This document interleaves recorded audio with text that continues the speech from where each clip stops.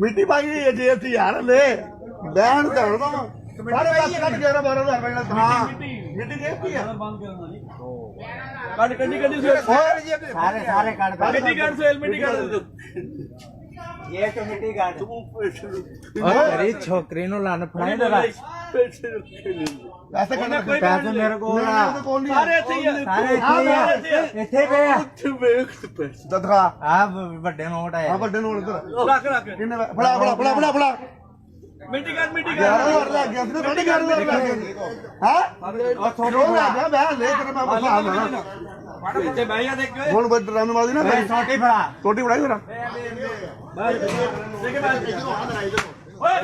ਮਾਰਨਾ ਬਤਮੀਜ਼ੀ ਨਾ ਕਰ ਮਾਰਨਾ ਨੂੰ ਨਾ ਮਾਰੋ ਨਾ ਛੱਡਣ ਨਹੀਂ ਦੇਣਾ ਛੱਡ ਜਾਣ नहीं देना ले कितने हो गए नुमान भाई गिनती करो ਇੱਥੇ ਦੇਖ ਜਾ ਬਸ ਨਾ ਮਾਰੀ ਨਾ गिनती करो ਇੱਥੇ ਬਾਈ ਕਿੰਨੇ ਹੋ ਗਏ ਪੈਸੇ मारो ना ਪੈਸੇ ਪੂਰੇ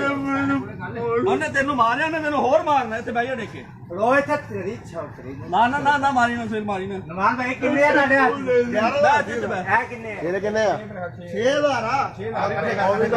11 पूरे 7,000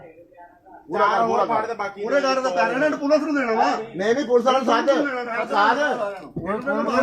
ਹਾਲੇ ਰੁਕ ਜਾ ਪੈਸੇ ਲੈਣ ਦੋ ਆ ਇਹਨਾਂ ਨੂੰ ਤਾਂ ਫੜਨ ਇੱਕ ਤਾਂ ਕਿਸੇ ਨੇ ਹੱਥ ਤਾਂ ਨਹੀਂ ਕਰੇਗਾ